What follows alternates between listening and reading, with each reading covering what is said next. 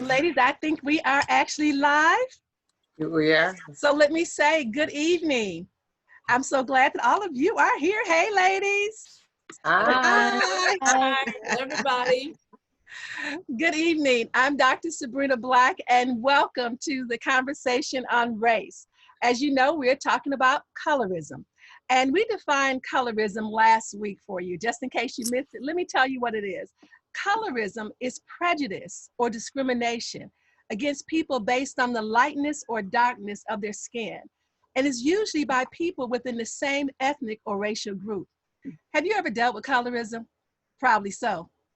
When we talk about colorism, we have an entire panel of women that you'll get a chance to review and meet some new people tonight. Because as we discuss this issue, it's very important that you hear not from just one shade of woman, but from women who are a variety of color chocolates. And so we have some light-skinned people, some dark-skinned people. And so I would encourage you that whether you're light or dark-skinned, black-skinned or white-skinned, you want to tune in for the next few weeks to be a part of this conversation on colorism. So let me remind you of who we have on the panel, because we have some amazing women who are with us. We have Sinestra Whiting. And ladies, when I call your name, if you can wave so they can see who you are. We have Angela Perkins. We have Dr. Debbie Covington. We have Reverend Maria Westbrook. We have Vanessa Harris. We have Katrina Hurst. We have Dr. Deborah Harris. We have Marlon Minus. And we also have a special guest with us tonight, Jane Marie Smith. But you know my co-host, and that is Denise Smith. Now, I need to let you know that we have a couple of Harrises, we have a couple of Dr. Deborahs, we have a couple of Harrises, and they are not related. So the Smiths are not cousins. The Harrises are not cousins. But the reality is, no matter what skin you're in, we're all family. Because there's only one race, and it's the human race. So it doesn't matter if you're light skinned or dark skinned. Look, I'm your cousin. So you might as well just love me, right? Get to know me. So when we have this conversation about color, about being light skinned or dark skinned, there's so many issues that came up last week as we talked about this. It was an emotional conversation. And there were a lot of people who typed in, who called in, who emailed, who sent feedback, talking about what it brought up for them, whether it was just joys of childhood, whether it was the pain of childhood, whether it was things that they're still dealing with right now based on the lightness or the darkness of their skin. So you don't want to miss any part of this. You want to stay sitting right there, paying close attention. I would even say take a few notes, because we may talk about some things that you've not heard about before that you may want to investigate. So I'm going to ask the ladies if you would just kind of say a quick shout out, and that right after that, I'm going to ask our special guest if she would introduce herself, and that's Jane Marie Smith. So ladies, this is not an introduction, it's just a quick shout out. If you have somebody watching that you want to give a holler to. And everybody can go first. Hello, everyone. We're so happy that you joined us again tonight. I feel so good to be here with these awesome women, and we hope that you learn as we learn and share our stories. Yes. Hello, everyone. I'm glad you all are tuning in, and I hope something is said tonight that will enlighten you and inspire you and make you feel even more comfortable in the shade that you're in. Hello, everyone. I'm Angela Perkins, and I'm glad you all decided to tune in with us. We're saying something and doing some things to make us feel better about ourselves, and maybe we could reach back and grab a sister of ours that's not doing so well in these moments. Hello, everyone. I'm Vanessa Harris, and I'm so glad to be here again. I thank God for this opportunity, and I definitely see it as an opportunity to bring healing to one another in the name of Jesus. And I would like to give a shout out to my wonderful husband. Last week I kept saying my husband this, my husband that. I have to say, Pastor Michael Thomas Westbrook, he is the man. And we've been married 36 years, and I'm so grateful for him and all of our family that are listening and tuning in, as well as some of my friends, my BFFs, because we always talk about color.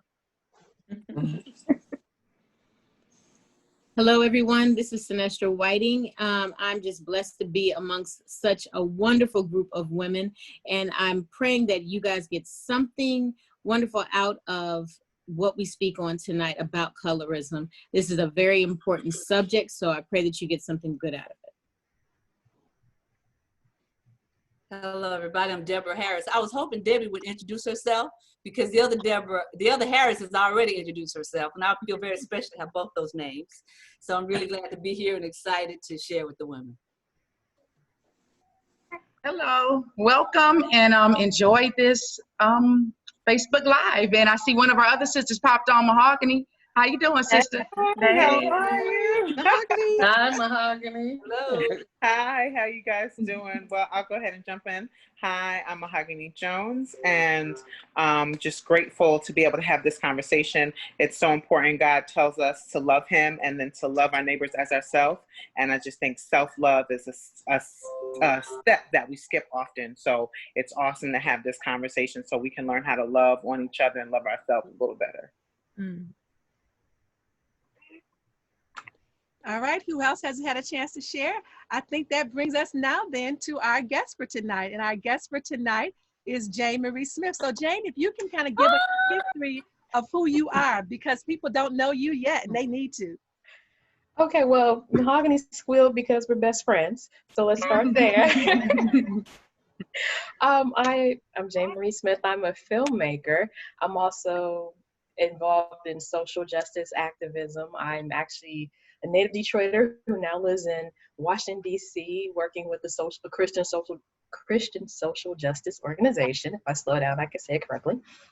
I am a person of faith, a longtime person of faith, and I'm, just very happy to be here. Thank you so much for including me. And a couple of things that my shy friend here, who I know is not shy, did not mention that she is an award-winning film producer. She's had films that's shown at the Cannes Festival in France. She's done some things for Facebook or YouTube LA. She's also been a part of the American Film Institute. And a lot of her work has been around issues of colorism, as well as women's issues and issues of violence. And so she brings a lot of not only experience, but expertise to the conversation. So Jane, we're so glad to have you here with us tonight. Thank you. And we look forward to what you're gonna have to share. And see what you didn't see, and I'll put it on the screen so you can see all your sisters clapping, saying, all right. That's my friend. All right, and so now the person that you didn't get a chance to hear introduce herself or do her shout out is my co-host. And I am just so thankful to be able to share this particular platform with someone else who has not only walked with me on this journey of dealing with color for over 18 years, but her and I are also co-authoring a project together about different shades of chocolate. So Denise, if you could say a few words and take it away.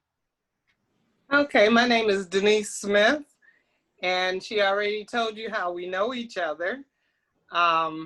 Last week, I didn't tell you I'm a retired probation officer. So if I say something to you that sounds real legal, that's part of it. I am a counselor, I'm a minister of the gospel, and an author. And so I wear different hats and I use them as I need them. And I'm just loving being here to talk with everyone because we're gonna get this thing uprooted and love ourselves. And I know this wasn't on the script, but I decided when I dressed today that I said, I'm gonna look like a queen. I'm gonna dress like a queen. I'm feeling That's you. what I'm saying. We're talking about beauty, in our skin. And I said, if somebody else would wear this dress my size, then it's for me. And so we are here. And after hearing some of the remarks, the feedback from last week, I decided I need to step my game up just a little more because I had a niece who talked to me and gave me feedback. She was getting ready not to do her Miss Inner Beauty contest this year.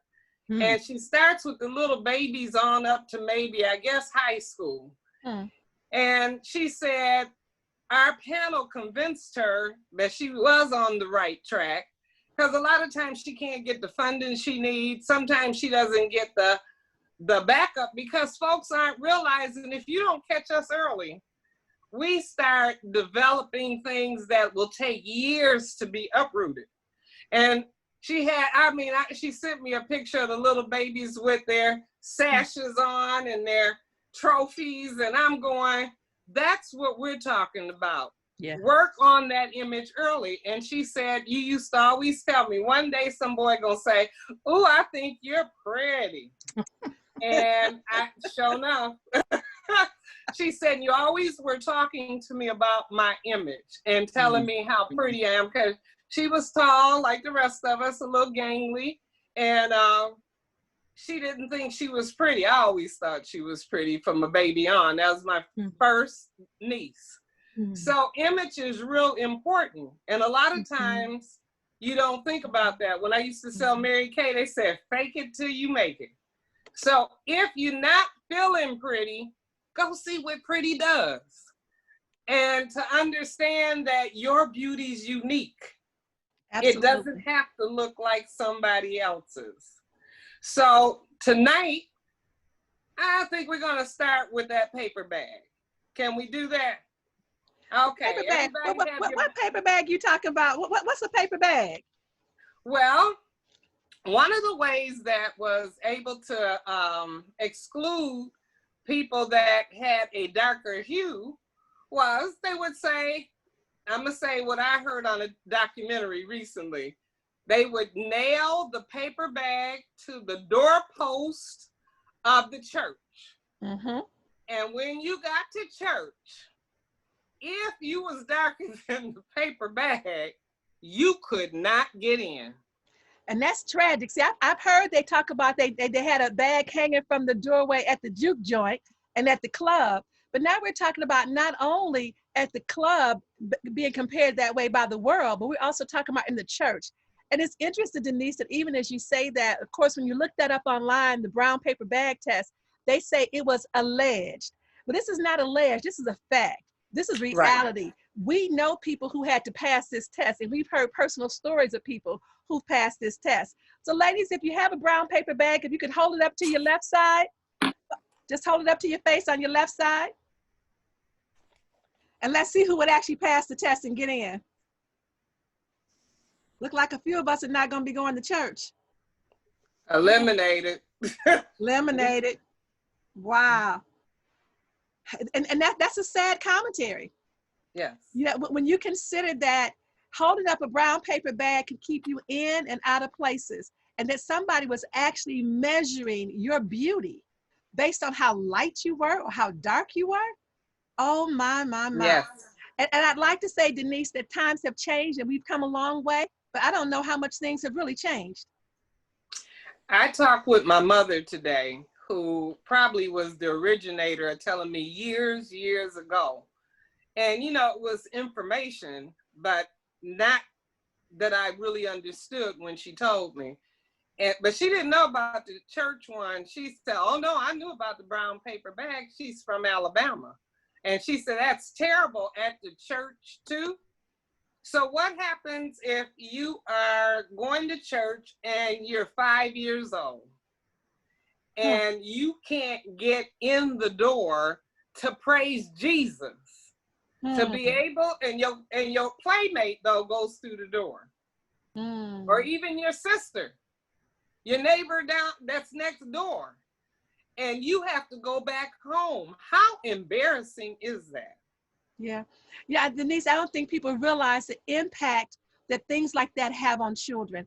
And that's why it's so important that we begin to raise our children up to know how beautiful they are, that they are beautiful and wonderfully and fearlessly made, and that they are made in the image of a creator. Because a lot of times if people are comparing you to the wrong things, that's what you'll begin to think. I'm just like dirt. I don't mean nothing. You know, Denise, we have a poem that was submitted by someone. And I'm going to ask Dr. Debbie if you would read the beginning of that poem, because it speaks to the pain of people who have had to deal with being dark. And again, we're talking about light skin and dark skin, but what is it like when you're darker than dark and people ostracize you and treat you poorly as a result of it? Deborah, if you could read that for us, Dr. Debbie? Yes. It's called The Black Prayer. Why did you make me black, Lord? Lord, why did you make me black? Why did you make someone the world would hold back? Black is the color of dirty clothes, of grimy hands and feet. Black is the color of darkness, of tired, beaten streets. Why did you give me these thick lips, a broad nose and kinky hair? Why did you create someone who receives the hated stare? Black is the color of the bruised eye when someone gets hurt. Black is the color of darkness. Black is the color of dirt. Why is my bone structure so thick? My hips and cheeks so high? Why are why are my eyes brown and not the color of the sky? Why do people think I'm useless? How come I feel so used? Why do people see my skin and think I should be abused? Lord, I just don't understand. What is it about my skin? Why is it some people want to hate me and not know the person within? Black is what people are labeled when others want to keep them away. Black is the color of shadows cast. Black is the end of the day.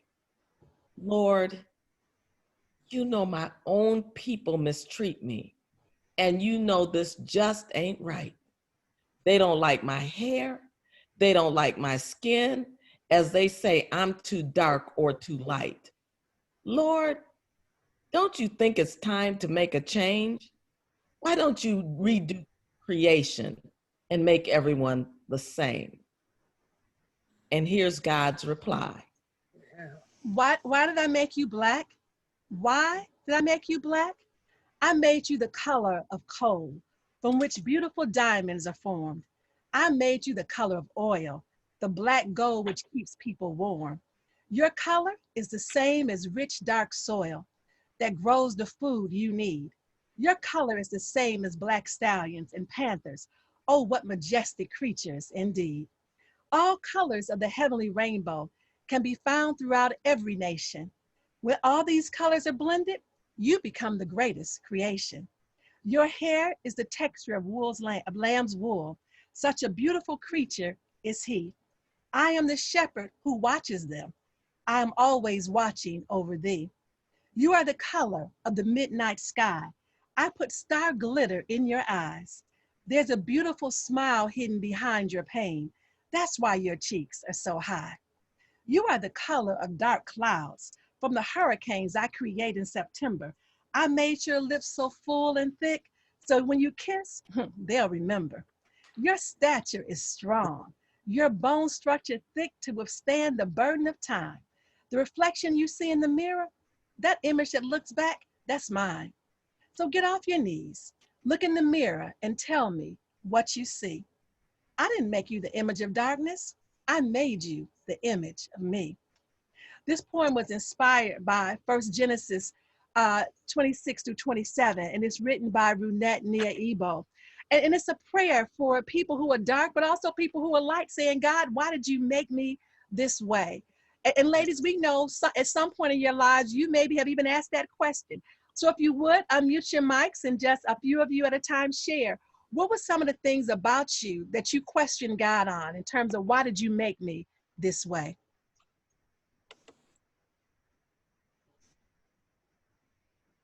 Maria? All right, that's Jane Marie or Maria Westbrook, one of you. Come on, go ahead. Okay, I'll start. Let's see. I would say growing up, I have a cousin who just recently realized that we look very, very similar. She was like, oh my gosh, you're like my dark skinned twin. And I'm like, yes. But I think complexion was one of the reasons why she might not have seen it, but feature for feature, we're pretty similar. Except for me, I've always associated light skin with long hair, and as much as I love this on my head, it did not grow there. So I will totally confess, you know. For me, I always thought there was, it was the hair for me. I always thought was, you know, why don't I have that? Why can't I grow that? And so forth, which of course, looking at you, Dr. Black, clearly I was wrong, but I didn't know that when I was that young. You can But grow yeah, this. clearly you can. Yeah, Maria Westbrook, I saw you had unmuted your mic. Yes, and it's amazing, Jane, I last week spoke about how my own self-image was so negative because I envied and wished I had so much darker complexion, beautiful nose and lips as my beautiful darker sisters had. And then I questioned God. And as some who may be viewing for the first time don't know, I actually called myself ugly in the mirror. I was a teenager and I felt the heart of God. I felt his heart grieve because he formed me in the womb. And so we were all formed by God. God is the one that determined that we would be here. And so how dare we put down his creation? But we're the ones that put ourselves down and we put each other down. And I remember my goddaughter, and she was a little girl, and she would sit on my lap, beautiful dark chocolate. And she would sit and she would say, she couldn't even talk quite yet. She would say, huh, huh. She would touch my hand like this. And then she would look at her beautiful dark chocolate hand like this. And then she would look at me and she would look at her hand. And I said, pretty to her. And then I put my own pretty. I said, you're pretty and I'm pretty. And she's now in her 30s, honey, and she knows she's all that and a bag of chips. That's a great message to a child early to say that you are pretty. It makes me think about that movie, The Help. You guys know the line, you smart, use kind, and use important, and you beautiful. All right, so somebody else want to jump in and talk about something that was about you that you asked God, why did you make me this way? And you know, if you don't jump in, go ahead, Angela. I was so opposite because of the way my family treated me, and last week I found out from Dr. Black that she didn't understand what I went through because I wasn't, you know, but the family treated me bad because they said I was darker than my parents, so I couldn't be my father's child. But I didn't like those people. So it was, instead of me becoming angry about what I became mad at them, and I didn't like the way they looked. I thought they were stupid. I thought they were, and my mother told me all the time, thank God for her, how beautiful I was, and how you know, how I was a designer original, and there was no other made like me, and that's what helped me go. I didn't have any. I didn't, and I went to school as a young kid in New York with foreigners and white kids, and they smelled different and they looked different, and I didn't want to be like them. I loved what I was, I just didn't know how to deal with that. But I didn't, you know, you understand what I'm saying? I just didn't go to the other side saying I'm ugly, I'm this, I don't want to be. No, I didn't that poem really shocked me because, but I know people do feel like that because my mother felt that way. Wow. And you know, Angela, even as you talk about that, you know, I remember when I was growing up, people used to say this in the neighborhood. I don't know if you've ever heard this before. They used to always say, well, that's mama's baby and daddy's maybe. Daddy's baby, yeah. And that was because sometimes the babies didn't look like the daddies, or they came out lighter or dark skinned. And so there was this question of, is that really his child? You know, and even that's in a negative message that people had to deal with. That was part of a stereotype. Yeah. Somebody else want to jump in and talk about something that was about you that you didn't like when you were growing up, that you said, Lord, why'd you make me this way? I felt that I had the skinniest lips, and I wanted full lips. And my family, everybody was browner and had beautiful lips. And then the other part of me was my behind, my buttocks, which I had none. And they used to tease me and say, no ass at all. So I wanted to have that round buttocks. And And so, yeah, I grew up feeling that way, that, wow. And then in my latter years, I wanted to get tanned. I wanted to, to be darker, and Come on, especially sis. my legs and, which were just super pale white. So, yeah, those are the things that I faced and that I dealt with. And then another thing, since we've been in this very racial tense time that we're in season, and looking back at the slavery and the different 400 years of slavery and all of that, I had someone say, yeah, you light-skinned people were always in the big house, or you were the house in word. And I thought, well, I you know what? I'd rather have been out in the field and not be abused and not be taken advantage of and raped and sexually, abused by the master.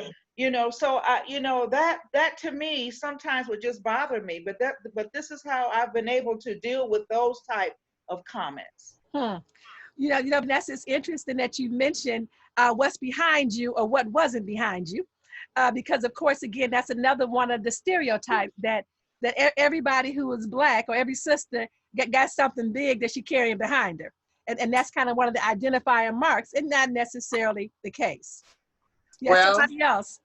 There's also having it back then. They make a song about you being Bertha Butt and the Butt Sisters. So that didn't sound. I'm walking across U of M's campus, and I hear someone scream, "Bertha Butt!" Or Joe Tex, who will take the lady with the skinny legs. So, and when I was coming up, that if you were tall, like in elementary and middle school, you were ugly.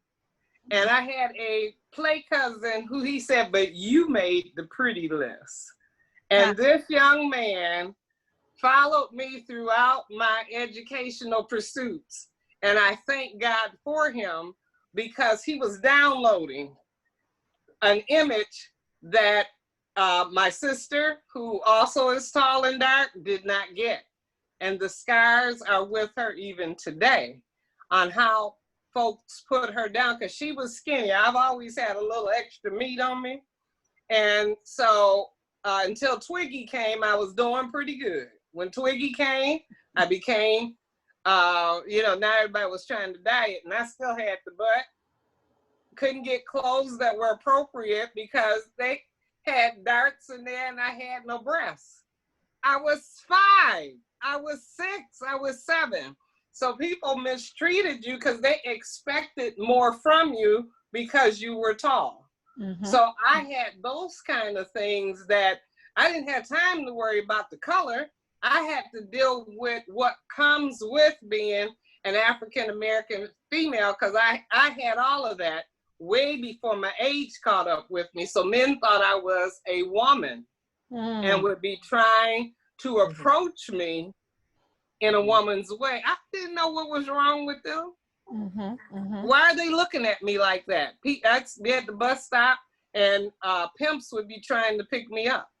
Wow. So there was nothing good about living in my body until I got older. Then it was okay to be that tall, because I did finally stop growing. Yeah, but up until tall girls online. If anybody tall, anybody over, I would say 5'7", raise your hand. Can I? If you're over 5'7". Can I jump in? Yes, absolutely. So I just want to speak to that and say too, like, I agree, like being dark, and I think I mentioned this last week, being dark initially wasn't a thing. But I think the undercurrent of being dark and being in a society that dark is wrong, it's like when there are other things that are awkward or that are extra, like being tall or being having more meat on your bones or standing out, it's compounded. Yeah. You know what I mean? So it's like you may not identify and say, oh, I'm dark and that's a thing for me. But the other things that stand out for you, it's magnified even more because you're also dark and you also stand out, and it's not a good thing. And also being tall, it's like the same way that it's kind of like spoken that like younger boys or younger Black boys are seen as older and seen as a threat because of their Blackness. It's like that happens for young girls, but for young Black girl sexuality. So it's just like, I think as Black women, we're already over-sexualized, but when we're over-sexualized at younger ages because of our skin tone, and we're seen as older, or we're in many ways, a lot of times, our color is another thing for us to be over-sexualized, and that over-sexualization is something that for us demonizes us. Yeah. Well, if I may say something, Denise and Mahogany, you guys are saying something heavy, because I remember going to school, you know, and I didn't have much of a figure. I didn't have a whole lot of height. And of course, people were like, she really Black? How's she really Black? And then I'll never forget going into my 10th year after that summer. And I came back to school. And of course, you know, at that time I was in Compton, and the brothers would line up along the fence as everybody walked into school. And they was like, oh, we know she Black now because she got butt. What? You know what I'm saying? It was like, could you not accept me before then? Could you not recognize my identity as a Black woman, or respect my identity as a Black woman? It had to be because I had a butt. It had to be, oh, she's starting to get something on the front now. What? That has always been a frustrating thing for me personally. Yeah, you know, definitely we've always been over-sexualized, whether it's because of what we had up front, what we had behind us, how tall we were, or how curvy we were, how thick we were. But I remember when I was growing up, one of my aunts used to always say, girl, stand up straight. You know, because I was so tall, I would hunch over, I'd pull my shoulders down, I'd wear flat shoes. And she kept saying, you put your shoulders back, you hold your head up high. And so I've learned to stand up straight because one of my aunts told me in the beginning, I don't care how tall you are, and you put on some cute little heels if you want to. And so now I laugh because, you know, you guys know I have this discipleship group called the Kingdom Women. One of the young ladies in the group, her name is Vaquita Taylor, and she's taller than tall, but she has a group called Tall Girls Rock. And when you see Vaquita out, Vaquita gonna have on a 2, 3, 4, 5-inch heel if she want to. And she don't care how tall she is because she rock her tall. And I think that's what we need to do. We need to rock our dark, rock our light, rock our tall, rock our thick, our thin, whatever we got. It's what we got. You know, and I'm so sick and tired of people being on these yo-yo diets back and forth trying to fit into what society says we need to be. Whatever you are, whatever size you are, wear your size well. Tall girl, short girl, thin girl, thick girl, light skin, dark girl. So somebody else, something that you wanted to say, Lord, why'd you make me this way? Let me see, I guess I'll go. I can say that growing up, I was always little. Like I was small and I was light skinned. And if you called my house, a lot of people thought that I was also mixed because of how my mother speaks. She speaks very clear when she talks. So it wasn't until she would come to like a conference and they'd say, you're actually Black? I'm like, yes, I am. And so is my mother, and my father is probably 3 shades darker than I am. But I was looked over because I didn't have all of those things, the back, the front, all of that. I was always small, even up until graduation. And that kind of sat with me a little bit and made me feel some kind of way, not to be accepted. So you know how some people have a group that they hang with, a specific group. I kind of just hang with everybody. I didn't have a specific group because I didn't fit in. My hair wasn't a certain way. You know, it was all those little details that I just didn't get. So, but that caused me to be strong now as I've gotten older to say, you know what, that's why I can be who I am and not worry about having to fit in with everybody else. That's awesome, Sinestra. Thank you for sharing that. Ladies, if we could talk for a moment about this whole idea of fitting in, you know, because we join groups and secret societies and organizations because we have this desire, this sense of belonging and connection. But it's hard when the group that you want to be a part of rejects you. Okay. And we experience that as children, but we also experience that as we grow up, even in the workplace and with social organizations and on colleges. So Deborah, I see you gearing up. Go ahead, Dr. Deborah, and say what you want to say. I was trying to piggyback on Sinestra before she finished, because the whole time you asked that question, you know, asking God the question. Yeah. I didn't have anything to offer. That's why I wasn't saying anything, because growing up, I was a middle child and I was kind of in the middle about everything. So I had no extreme experiences as growing up. Middle child. And I mentioned, who said that? I'm middle child, Denise. Okay, so, but I mentioned the vitiligo last week, and I said I didn't know where it came from, but I should have clarified that, and I can do that now. When my skin started to change, I finally got to the point where I said, what are you here to teach me? And one thing I did not like about myself growing up is that my eyes were small. And if I didn't have makeup on, this color right here is the way it is around my eyes. My face is this color all over except for my eyes. And I was like, so why around my eyes? Because now they look smaller than what they look without the vitiligo. And I know what the message is for me. The message is that when you walk in a room, you cannot be the middle child. You cannot fade in the background from the baby and the oldest one, who I had very, very outgoing, very famous, very athletic, great siblings, and I'm in the middle. And so I just kind of got used to just hanging back. But the message for me is, you are a leader. And so now you cannot walk into a room without someone know you came in. I can go to the store. People, they remember me, of course, because they see the difference in me. And that was God saying to me, okay, now you have no choice but to step up and be who I called you to be and do what I asked you to do. So just embrace it. And so that is the answer to my question about, of all places you could have put this on me, you put it on my face, around my little eyes, so that I could see what it is you wanted me to do. So wow, that's my answer to that question. You know, definitely God has a way of bringing us out of obscurity and bringing us into the forefront. You know, we often talk about the scripture being brought out of darkness and into the marvelous light. And when we come into the marvelous light, we are still dark-skinned people or light-skinned people. It's just that God is now saying, spotlight is on you and it's your time to shine. And I think that God is doing some incredible things in all of your lives right now that's even causing you to shine. So let's talk some about last week. Denise, there were some things from last week that you were saying people were writing in and talking about how it impacted them and things that people said that really struck a chord with them. And you ladies got a chance to watch the show, and we had over 1,000 views in 24 hours. So a lot of people were watching the show. And so think about some of the things you shared last week and see what it is that you want to add to that story a little bit. And Jane, you weren't here last week, so if you want to just tell your story, I think the listeners would want to hear that. So whoever wants to jump in first. Go ahead, Katrina.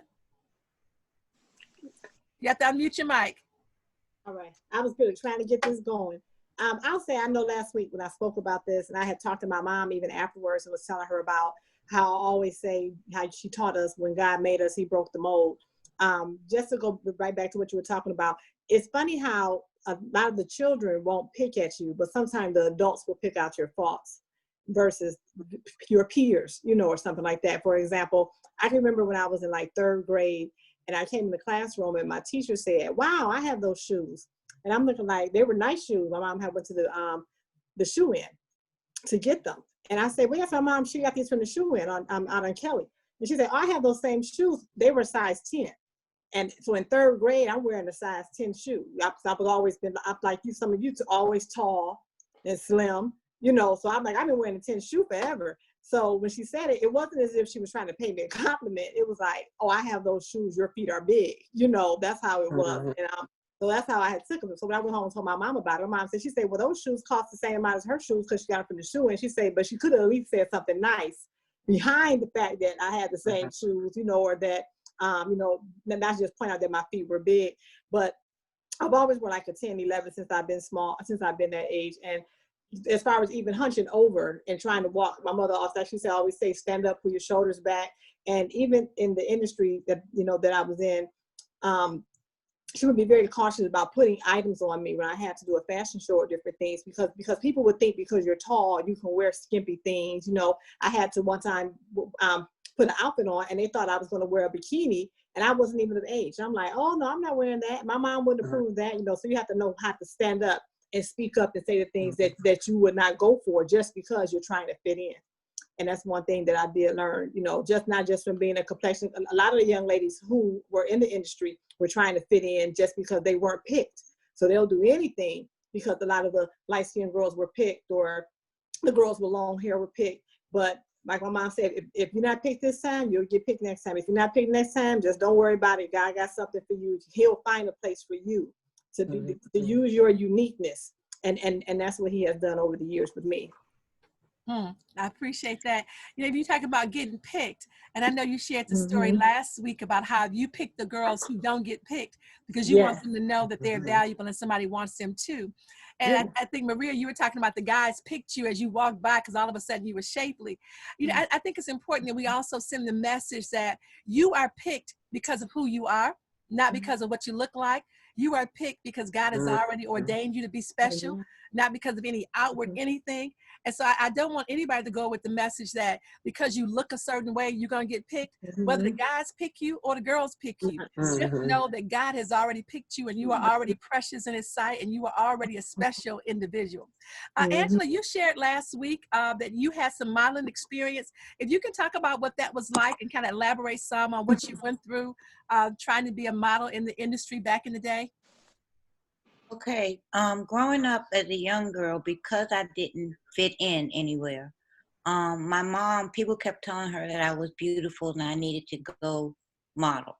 So my mother at 14 years old decided to take me to these different agencies like schools to get me set up with modeling. And none of the schools would take me because they said that I was had natural talent, which that didn't mean anything to me at that time. So at that time, and I know we're not supposed to say names, but at that time, Barbizon School of Modeling was taking girls 18 years old. I was 14. And one of the schools that I went to, they called the head and asked them to just look at me. While I went, I walked. They accepted me at 14 years old because I had everything that the white girls had. I had, but the only thing was because I was 14 years old, I was a big liability. So they wanted 60% of my money, 60-40 split, because I was such a liability. You know, when you go out on jobs, you didn't have your mother right there with you. My parents worked, so they had to take, and that was racially motivated. That had nothing. But my mother said, oh, after maybe 2 or 3 shows, my mother says, oh no, we're going to do this by ourselves. But I was the one sitting on the back of the bus because I found out I was the only Black girl. I was the only, you know, and everything was so much different. And then there was the whispers and the things like that. But I always never, I don't know if I'm strange now, but I always never accepted that. If you don't like me, I don't like you more. That's just how I was and so I never fit anywhere. I never trusted any. If I didn't trust my family, you know, I didn't trust outsiders. Couldn't trust my dad, so I didn't trust. So what anybody thought, I didn't know. But that's the way that I was treated growing up. And then they wanted, like I said, 60% of my income, and they put it on that being a baby, and we have to watch you more. We have to, you know, make sure that you're safe. You're more of a insurance risk, they said. So, and then I was treated badly, and then I wasn't chosen for a lot of things because I was Black. But then I was chosen for things because I was Black. So yeah, and that's the reality, I think, Angela, for a lot of people who model. And the truth is, if you were underage, you were a liability. That's not why they took 60%, but you were a liability if you were underage. And again, you know, we're not trying to call nobody out. We ain't trying to put nobody on blast. But you know, the truth is the truth. And it's a documented truth, and it can be verified. This is not hearsay or allegedly. No. You know, but again, I often tell people, one of the things that I like to try to do is protect the guilty and the innocent. you know, because the guilty will be judged without me judging them. And so, you know, they did what they did. It is what it is. And life has gone on, and you became a model anyway, with and without their help. Was there others who did modeling, whether it was runway modeling, print modeling? Sinestra, you want to chime in? And Vanessa, talk a little bit about your experience? Yes, so I did modeling when I was younger. It was funny because I walked funny. I'm bow-legged, so my mom thought that that'd be a good way to kind of straighten up my walk a little bit. And this is when I discovered high heels. And but in that time frame, I didn't think I was a pretty young lady anyway. No matter what my mom said, it really didn't matter if they told me I was or I was not. But the modeling helped out so much. The young lady that was my instructor, she was actually in the Marines and down in Quantico. And she decided to start a group, modeling school for young Black women. And I can tell you that was probably the best thing my mother ever did for me, just to help my self-esteem, because I did not look at myself as being a pretty young lady. Like I said, everybody in my school, they got their hair done at the good hairdresser, you know, and I did my own hair. I have funny hair, so and I don't like people cutting on it. So it's just, you know, it's like to me, I was just so different from everybody else.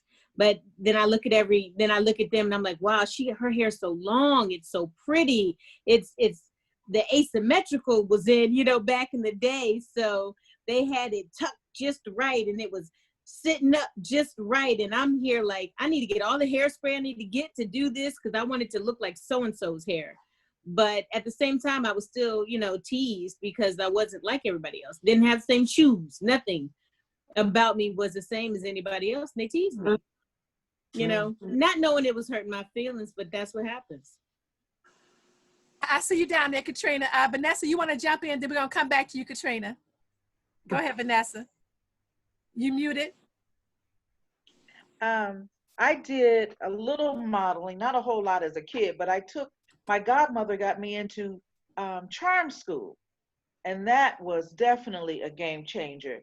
And even as an adult, and Sabrina, I was part of your Girls of Great Potential. Absolutely.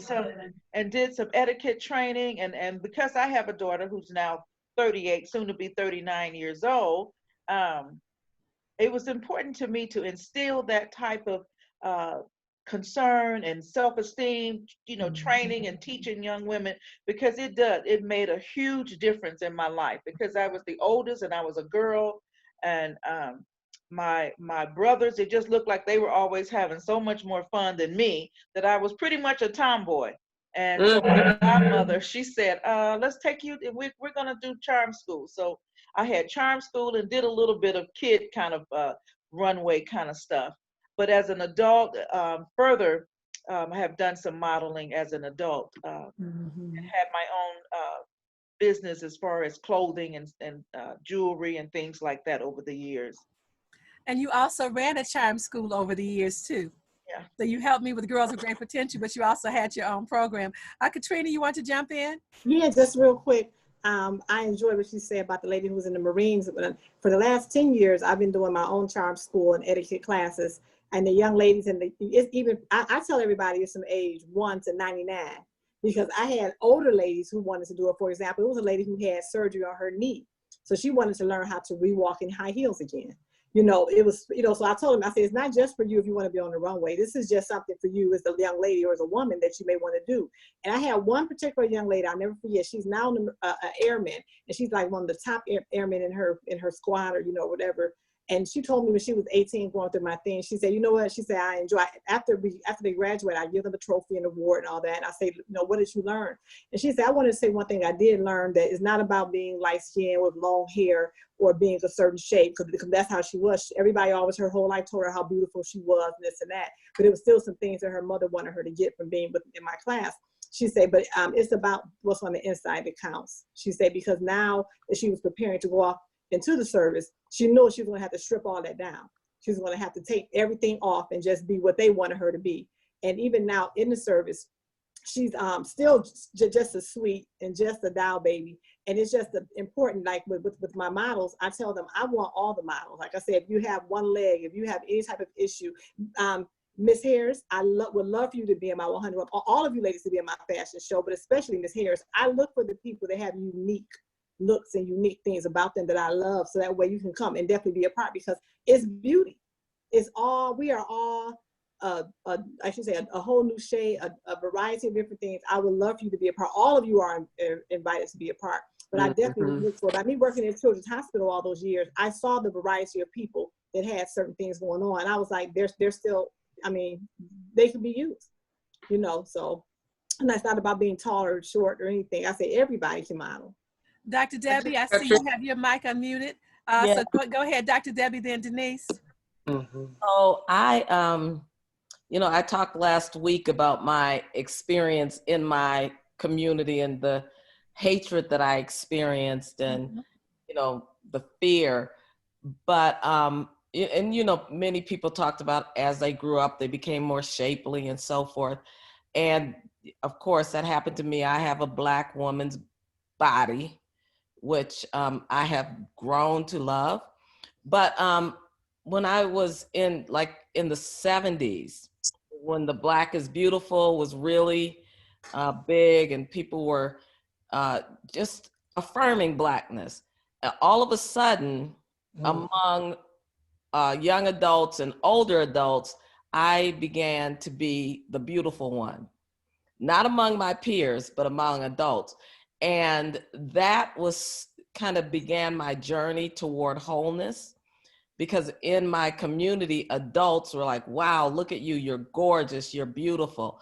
I modeled for the Ann Arbor News. One of the photographers were like, you are so unique, your beauty is so rare. And he did a full spread on me in the Ann Arbor News, which is Ann Arbor's a 90% white town. And so I did find love in my community among older people, college students that came into the, I don't know, Denise, you might've been one of those folk, but that came into the community. But that's where my journey to wholeness began. And I remember going down to Atlanta, I think it was in the 90s, and it was the Black Arts Festival. So there are all these famous Black artists all over the city.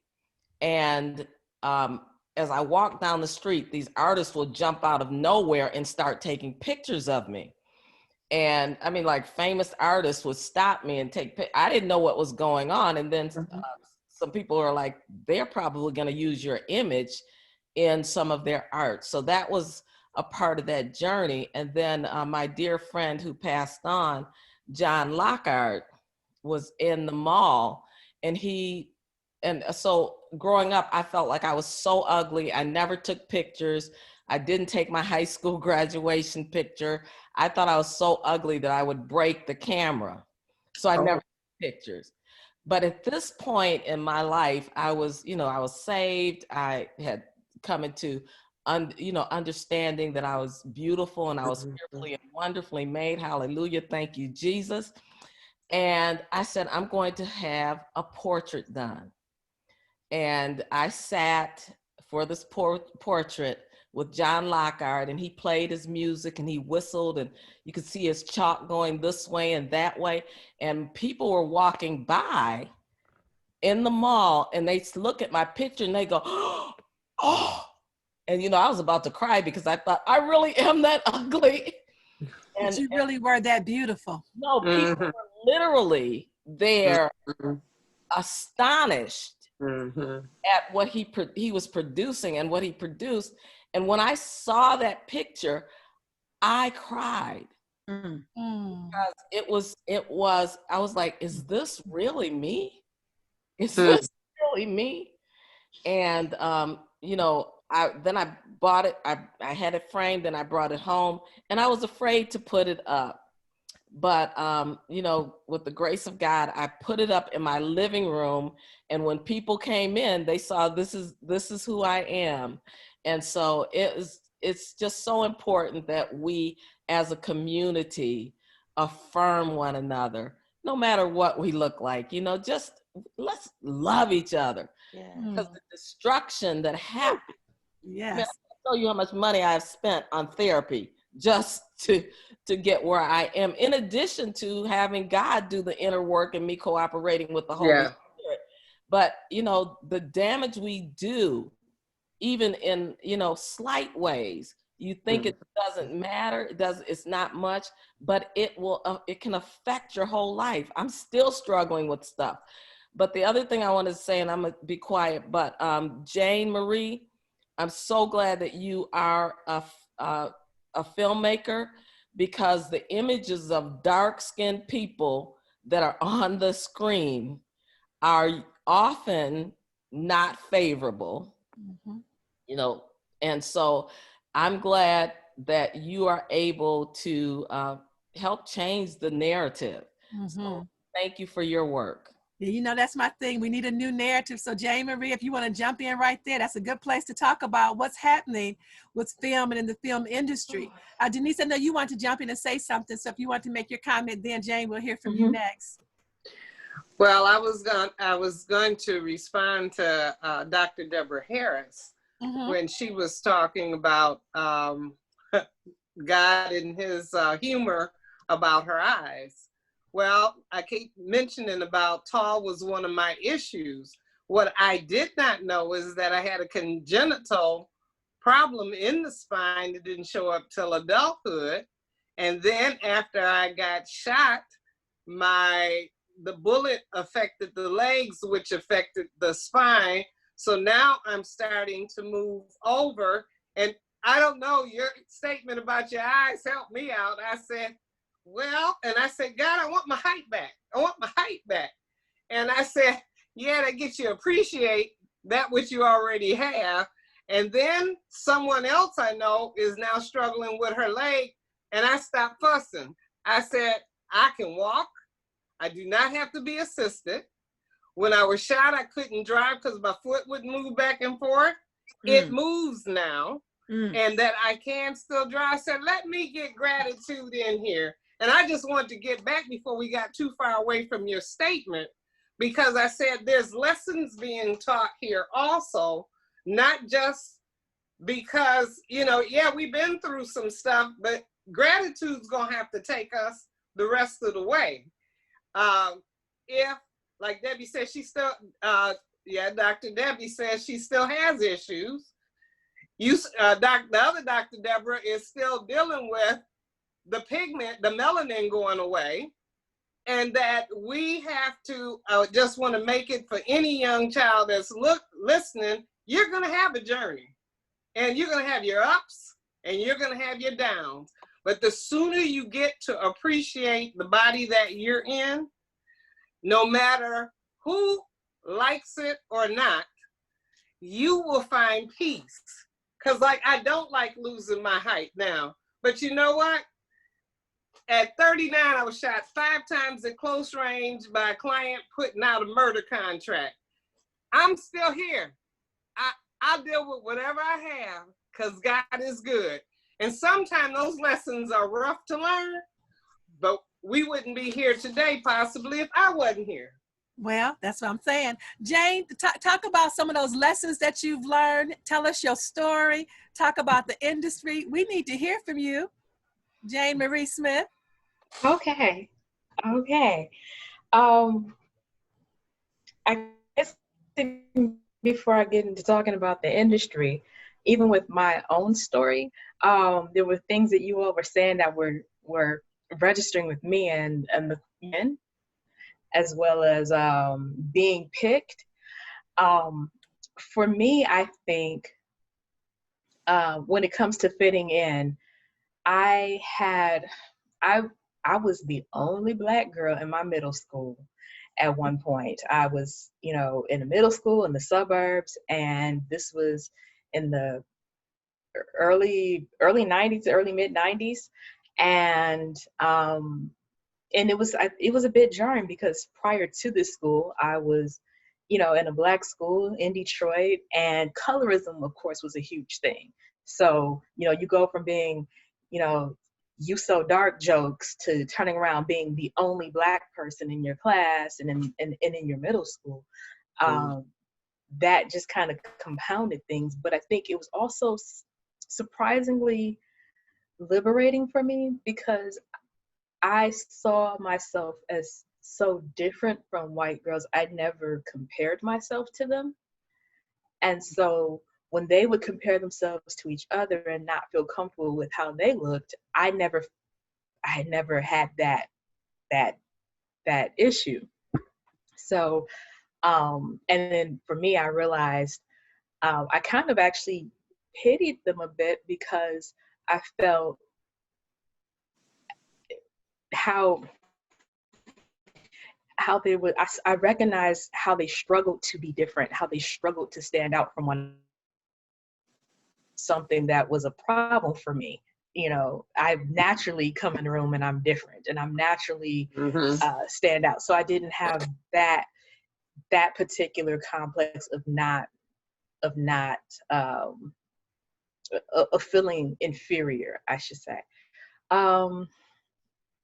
There's way more to that story. That was, for the most part, I blocked those years out of my memory. There was a lot of traumatic stuff going on at that time. But Jane, don't feel like you have to rush yourself. Take your time, because remember, you're a guest here tonight, and we want to hear your story. And like you say, there's a lot of traumatic stuff going on, and there's some people who are resonating with the things you're talking about. I mean, so if you're okay telling it, we're okay sitting a minute and listening to it. Okay, well, let me see. Take a deep breath and take us there. Okay, well, again, while I was the only Black girl in the school, I was not the only Black kid in the school. So there were 3 other Black guys, and one of them didn't want to have anything to do with the Black kids at school. So that was a very strange experience. The other one, he liked me. I heard through the grapevine, but he never really spoke to me in that way. And then the third one, he had a thing where, and this is where the traumatic part comes in, is that during this time,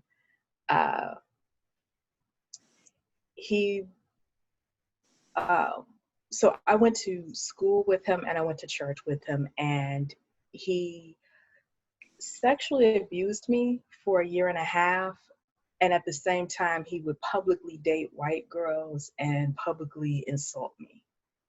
So there was that tension in terms of my worth, especially my worth compared to others, because in private, oh, he would be a certain way. But so I think that was, whereas I didn't have the complex of looking at white beauty and comparing myself to white beauty, there was the issue of being rejected and publicly made fun of, and then being told that my only value was in what I could do. And so that, that layered on top of 6 grades prior to that, kindergarten, well, I guess 7th, kindergarten through 6th grade, you're hearing the comparisons about, why are you so dark, or you're so dark this. And so the colorism, then the racism, and then having Black guys reject you for white women, but then treat you, sexually abuse you and degrade you. It's there was all those layers going on at the same time, and also having white classmates call me racial slurs. So lots of stuff going on at the same time. And one of the things that I remember talking to a young lady many years later, I guess actually 5 years ago. So we were just talking. One of the things that I said was, one of the things that definitely was helpful for me was because of the things that my mother put in me young, put in me very early. Even if I thought, well, you have to say those things because you're my mom, I didn't realize that some of the lies spoken to me didn't take root because I had a reservoir of truth and I had a reservoir of self-esteem. Not to say that I still didn't, when I was as an adult, realizing where did these thoughts come from, and realizing, oh wow, that abusive period, this is things, these are things, or that particular classmate. So those things, I can't say didn't affect me. However, I can say they didn't define me. So. Yeah, that's good stuff. That's good stuff. Thank you, Jane. We'll come back to the industry in a moment, but as you talked about that, it made me think about what Vanessa talked about earlier. About whether you were in the field or whether you were in the house, and a lot of times you were in the house being abused, but they came out to the field to abuse people too. So a lot of that abuse that you describe is what a lot of young Black girls went through, but never really talked about. So I know it may be triggering some things for people who are watching to be able to say, wow, I never told anybody that happened to me. We were talking about backgrounds, and I don't know if I even mentioned that my background is in mental health, and so part of what I do is help people walk through their pain and deal with the issues of life that have happened to them, whether it was past or present. And so if you are watching even now and you say, man, you guys are just walking all in my stuff, and you saying, I need somebody to talk to about this, please don't suffer in silence. This is an opportunity for you to be able to be ministered to and to get the help that you maybe have needed for years and just never would deal with. A lot of times there are issues like what Jane is talking about that have kept us in bondage and kept us held hostage and wouldn't allow us to flourish the way God has designed for us to, because we don't want anybody to know. And sometimes there is value in telling your own story. So you don't have to worry about somebody else finding it out or somebody telling it for you. And so Jane, thank you for sharing that. Marlon, we want to hear from you. You can't hide over there. Well, we see you. We don't already talked about can't nobody be in the background. So Marlon, if you can say a few words. I'm just loving listening. I try to just get in where I fit. And if I have something to say, I'm just loving listening to everything. And wow, Miss Denise, that's an amazing story that you had, that you shared. Wow. So last week, I was thinking, like when we talked about colorism, I had never heard of the word colorism. And I was like, wow, so I looked it up. And I know a lot of stories of young, when I work with young girls, or even when I was in school, and they would say, I wish I look like you, or I wish, and that would just break my heart, because I would look at them and I would just say, you don't know how beautiful you are. It would just make me sad, make me want to cry, because I don't know if I have this thing, but it's like I see beauty in people. And talking about fitting in, I never fit in with anybody, and I really still don't. I can get along with anybody. Yeah. But it's like I'm my own. I have a tribe of people who encourage me in the Lord and who I stay connected to. But growing up, I was like the Lone Ranger, and my mom let me be the Lone Ranger, and I was everybody's friend for about 2 weeks. I mean, everybody. And so I'd lose my train of thought real quick. I got so much going on my head, but it was. So growing up, I really never felt like I fit in. And someone mentioned their own culture. In their own culture, they felt really like their own culture was aggressive, like Black people were really aggressive. And that's kind of how I felt growing up in elementary and middle school, while I was in there, because my mom homeschooled me. She took me out in the 4th grade, and then she homeschooled me up until high school. We had a choice to go to high school or we could stay homeschooled. And so in that time, I remember I didn't feel Black. I didn't know what I was. I just knew I was a person. And the most time I felt like I fit in is when I went to Ohio. And in Ohio, I had a lot of aunts and uncles in Ohio and cousins, and it was a lot of Black people, but they acted like they were white. They spoke really well. They were totally different from the Black people in Detroit. The Black people in Ohio, they were totally different. And it was different. And when I remember coming back, when I would go there for the summers and stay sometimes, and I would come back to Detroit, it was sad because I didn't fit in. And a lot of times in school, it was just white girl. I was being called white girl, but it never never broke me down to where I didn't want to be who I was. I just felt like, oh, well, you know, because my mom is just like the lady, Miss Jane Marie said, like my mother put this value of like truth and like just these roots in me that I don't, like, things didn't affect me. I don't know. Like they could have, because the stuff that I was going through could have really tore me up. And so I remember, like, even like sitting in school when we would talk about Black History Month and stuff, I never felt connected with like Black History Month or any of that stuff. Like I even had avoided conversations about Black Power and about, I didn't know what to say. I feel like I never connected. And I remember when I was 19 years old, my grandmother is white, and I went up to her. I just realized my grandmother was white, and I just was like, "Grandma, you white?" And she said, "What?" And that was the first time I was like, my eyes had opened to like, I got a white grandmother. So like my mother she didn't raise us to a conversation of color was never in our home. You know, certain conversations were just never in our home. It was just a lot of love and a lot of care, and just everything that she did was of excellence. Like even like she collected too much junk. It was just collecting too much junk with excellence.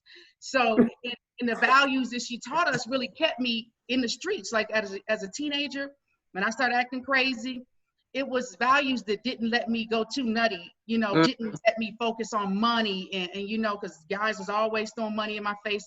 But those things weren't things in our home that excited me. It was like I would sit there and go, "Who are you?" to the drug dealer. "Who are you?" to somebody. Like they will go, "Are you nuts?" You know, but I've always wanted to learn who a person was, who know who you were. And when I looked at people, I just saw something. I see something different. I see just this beautiful, and God is good. That's Black. Yes, ma'am. Can we get her picture of her daughters now? Absolutely. You have that Let picture. me get that. I did take a picture. Did you get it? Did you take it? Okay, where's your picture? Okay, let me find it. I got it right up here. Okay, Dr. Deborah, you were ready to say something? Maria, you want to go before me though? Okay, wait, there go the picture. Okay, hold the picture up. Okay, there she go. Okay, Marilyn, you got to do that. Okay. This is sorry, ain't it? I know. Hold on 1 second. Keep it there right there. Okay. Okay, Marlon, that's good. We can see the different shades of your girls on there. But I'm going to go ahead and have Dr. Deborah make her comment and Maria make her comment while you go grab a picture off your shelf. Because you got 1,000. Oh, look at you. So you got 1,001 pictures of those gorgeous girls. So we still need a hard copy picture that you're going to bring back next week. I'll bring it back next week. For those of you who missed the show last week, Marlon is the mother of 11 daughters, all who start with the letter S. And so she's going to bring back a picture of that rainbow of beautiful girls for the next show. I appreciate that new picture, though. That shows us the girls as they've grown up. But you can have a young picture or older picture. It's okay. Dr. Deborah, you want to jump in there, and then Reverend Maria, and then we coming back to you, Jane. So don't be thinking you done. You don't woke some stuff up. Look, people are typing in now, going speak the truth, talk about it, talk about it, and thank you for your transparency. So Dr. Deborah, Maria, you go before me. Well, one of the things that there's so much that I could say, but I'll say it very quickly. Through all the comments that were made tonight, what truly comes to me, and I'm so glad, Dr. Sabrina, you mentioned about your wonderful profession, because there is a grievance that takes place within our people. There's a grievance that some of us have stuffed deep down inside, and then sometimes it comes out in some really horrible ways. Yeah. And as even I listened to, Jane Marie and sharing your story and thinking about how you're utilizing everything, every ounce of pain, every ounce of agony, everything that you have gone through, and Denise, and I mean, every one of us, we can take our situations and either abuse ourselves, which some of us have done. We can neglect ourselves. We can put ourselves down, right? We could have kept going that road, but instead we chose to be the best of who we are, but we still have the grief and the pain that we're working out. And I think about the filmmaking that you're doing. I think about the times when I myself studied as a model, because because I had such insecurity about my height and about how my build was and my complexion. And I had some wonderful trainings, and I had some wonderful professional singing training. Here I was studying Black sacred music, right? All of my life. I've always been in the church, singing in the church. And then I get to college, and they couldn't quite identify me as a Black sacred music singer, right? You know, and so they ended up giving me a scholarship to learn opera. And at the time, I was not feeling nobody's opera. However, it has helped me now in almost these 6 decades of my life that to be able to still sing, to be able to still use my craft, use my gifts, and then in turn taking the pain and the agony of the past and using it in such a positive venue to be able to help young ladies realize their beauty in modeling. To help, I've done some acting, I've done some other things, but I have to be honest that that at the same time, the pain of some of my sisters has come out. I've been the off Broadway with some Black film producers, and I was so excited and so grateful to be chosen and selected. Okay, and you all know, you know all the interviews you have to go through and all the processes, but then to get to the actual role that I would play, and oftentimes what was I offered? I was offered the prostitute role. I was offered for somebody's pain and agony to be The mahogany shouting down there. Look. Negatively. Y'all let me jump in. Negatively, right? Presented. And so we have to be real about our pain and how we're managing it, and in turn, helping others to not take advantage of us in the skin that we're in. Thank you. All right, Deborah, then mahogany. All right, Deborah. All right. So when Vanessa was talking, this crossed my mind because we talked about how colorism and where it originated. And when you were talking, you made me remember that our people are in a lot of pain, all of us. Yes. That all the way we've been treated is a result of the pain, the collective pain body, Eckhart Tolle calls it. And so I think while we are speaking our truths, we have to give ourselves grace and we have to give our people grace, because while we have our own pain as a result of it, if the pain were not in our community, we wouldn't be suffering. We wouldn't have had these experiences. And so I'm always thinking about the context of people's lives. And the context of our lives is that we were abused as a people. And the residual effects of that, we still live with us. And while we have figured out, each of us, how to use, how to parlay those experiences into something great, that does not mean it's not there. And because it is in us, it is in all of us. So how then do we begin to think about our people as human beings, as human beings, worthy of love, as harmed people, you know, as sad people, as struggling people still, and our hope, I see you nod, and our hope is that as they listen to us talk, that they won't just say bad Black people. Yeah, how could you do that to your sisters? They're saying, oh man, that's so bad that happened to us, therefore happened to our sisters. And I think that's something we can't lose sight of that, or else we'll be blaming really the victims. Yeah, go ahead, Mahogany. So I hope I'm able to just jump on all the things. So one of the things that I wanted to jump on is when she said how she was cast for the role of the prostitute. And again, just how easy it is for us to devalue ourselves, and to even, shout out to the woman of color who oddly enough does not identify herself as a Black woman, but is Indian American, but Kamala Harris. And I don't know if you've heard, but people in authority have been randomly calling her a hoe. And it's like, this is a woman who has a professional career, who could potentially be our next vice president.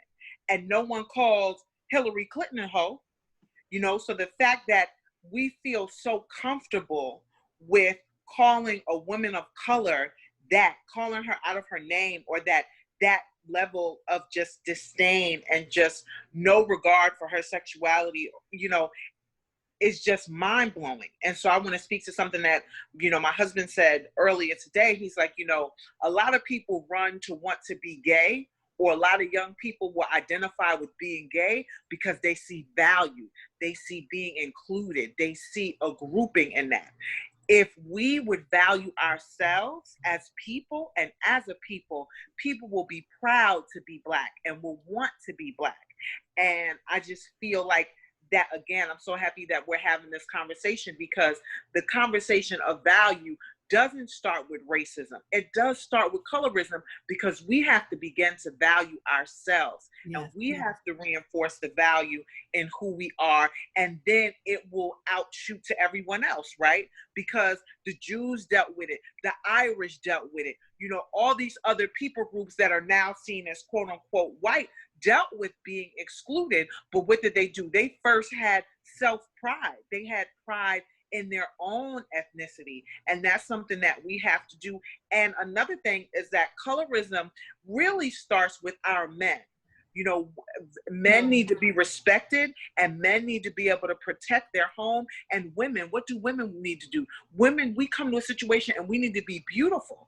But as Black women, when we are degraded and we are not seen as beautiful, and our beauty is stripped from us, and we're not attractive to our own men, then we don't have the ability within our own race to what? We don't have the ability to procreate. We can't pass on to our daughters that they are beautiful when we don't think that we're beautiful, you know? And the last thing I'll speak on very quickly, personally, I went to the dermatologist today. I wear makeup all the time because I have dark spots. But I've realized when the dermatologist looked at me, she's like, oh, your complexion is beautiful. What is the problem? I don't need to see the dermatologist. I need a therapist. I'm trying to fix, you know, as soon as I get a pimple, what do I want to do? I want to pump it. I gotta fix it because I'm already wrong. I gotta fix what's wrong. I'm always trying to fix something. You know, in situations, I'm always trying to fix it. Why? Because I've learned, because of my color, that inherently I am wrong. You know what I mean? So it's just like, it goes so deep, and I'm so happy we're having this conversation. Because it's that root that's being uprooted. So we'll stop trying to fix each other. So our men will love and embrace us, so that we'll raise beautiful Black men and women, so that they will procreate, and that we will take pride in who we are, and that pride will touch everything that we touch, and we'll move in excellence, and we'll love one another because we love ourselves, and we'll be able to love God. And people will not be able to use religion as something that is a tool against us to hurt us, but instead we will know that we are God's. Woo! So, Can I just jump in real quick for one little point? And I could be wrong, but I was gonna say, one thing is, Kamala Harris is my senator. I've got a chance to vote for her back in California, and she does, at least to my knowledge, identify as Black. I mean, the girl went to an HBCU, Howard, and she's an AKA. Like, she knows she's Black. She knows her daddy is Black, Jamaican with an afro. She knows her people. She knows where she's from, and even as she does identify, as she should, with her mother as well, who raised her, who is Indian. Yes, absolutely.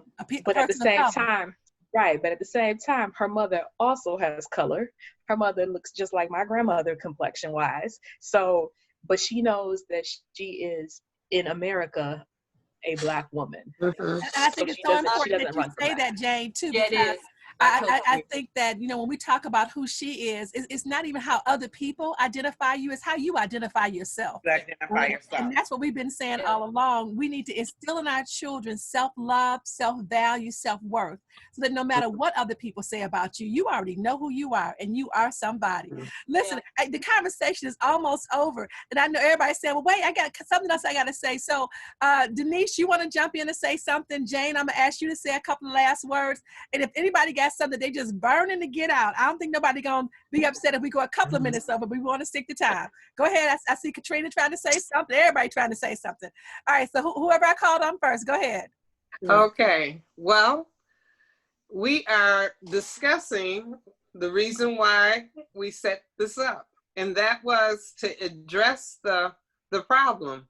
As a counselor, I'm one also, and a minister.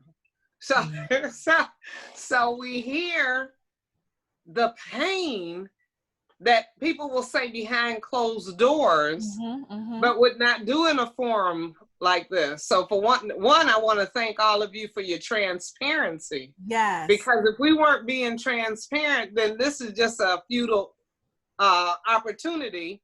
Because this is to start, this was the beginning of our book and forums that we will do in the future. Because we're believing that before we leave off this earth, that we will have planted good seeds so that the next group that would get on Zoom in 25 years would say, you know, there was a group of women, or my grandmother, or my auntie took the time to make sure that we uprooted that. And one is, they say Black folks don't like to read. We're going to read that history. Oh, yeah. We're going to pass that history to the next one, pass the book to the next one, ask the questions. Why do you feel like that? Why do you feel your beauty is not beautiful? So for those of you who are watching who want to know more, it'll be there. You can't get an answer. So people say, I'm always asking, people say, you always got the good question, because I'm going to make you think. When I came through, we were doing rote. They told you, you repeated it. When I got to seminary, and we had to take a critical thinking test, I flunked mine, so they put me in the remedial classes before classes started. And that was the most valuable thing they could have done. Because if I'm not feeling good about myself, the question is why? Then the question is, where did that belief come from? Is it yours? Is it your belief? Or did you just buy into something that someone said to you? Because if it's not your belief, you can change that. Change that. The cognitive behavior theory says change your mind, you'll change your behavior. Come on. Or the Bible says to transform your mind, you'll transform your life. So I'm in all the fields that say change your thinking. Negative thinking. Preach. Negative thinking brings out a poor consequence. So that's why we're here today. And I just love you ladies for being here. Love you back. But Denise, it sounds like that was the last word. Listen, I want to thank all of you for tuning in. I'm Dr. Sabrina Black, and this has been a conversation on race, dealing with the issue of colorism. I want to thank you so much to our panel of guests, our regulars, for your transparency, for being genuine and authentic, and for letting people get a glimpse of who you are and what's shaped and formed you to who you are right now. We want to thank our guest tonight. Jane, thank you so much for joining us. Yay, I see the ladies all clapping and applauding for you. Want to say yay, shout out to Jane. Man, we need you just here on a regular basis. And some of you don't know, Jane was supposed to be one of the original panelists, but she had a lot of other things going on with that transition she talked about from Detroit to Washington, from wherever she was to Washington. And so just a lot of life happening, but we're so glad, Jane, that you took the time out to be with us tonight. And there's just so much more to be said. And so we may be calling on you. We still got 2 shows to go. So make sure you tune back in next week to watch the conversation on race. Like this, share this with somebody, invite others to listen in, because there is so much more that needs to be said. We pray that you have been blessed and that you are encouraged and that you keep the conversation going, because lives still need to be transformed. Thanks, ladies. So glad you could join us tonight for the conversation on race. Thank you. Thank you, Dr. Black and Denise. Thank you for hosting us. Thank you, ladies. Thank you, sister girls. Thank you, Love ladies. Jane, you please all. hang on. Jane, did you hear me? I say, please hang on. Okay, ladies, if somebody want to take a photo right quick before everybody's gone. I know Denise did that last week. I don't know if anybody got a photo tonight. Turn my light on. Turn your light on. Now you want to turn the light on. My light's on this time. I didn't even realize it's so dark. Yep.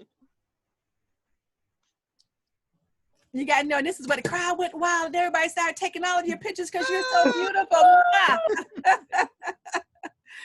Thanks, everybody, for tuning in. Conversations on Race. Good night, ladies. Good night. Good night. Love you. Love you. Love you all. Love you Love all. you back. ladies. It was a Good pleasure. night. Thank you. Deb, I'll make sure I connect, Dr. Deborah, I'll connect you with Jane. If everybody can put their information in the chat box online, because people may want to get in touch with you and follow up on some things as well. Okay. Because anything you say now, Dr. Deborah, will still be live. Oh, really? Oh, well, no. All right. And Mahogany, I'm so glad you got to hang out with your friend. You guys didn't get a chance to talk a whole lot about the pure movement. I know. Another conversation. And Jane told me that your very first issue of the magazine was on colorism. Yes. Oh, wow. Yes. See, like I said, she's supposed to be here. All right, ladies. Good night. Thanks, Well, I'm everybody. calling you now, Jane. Just seeing your little chocolate drop. I'm going to call you now, Jane.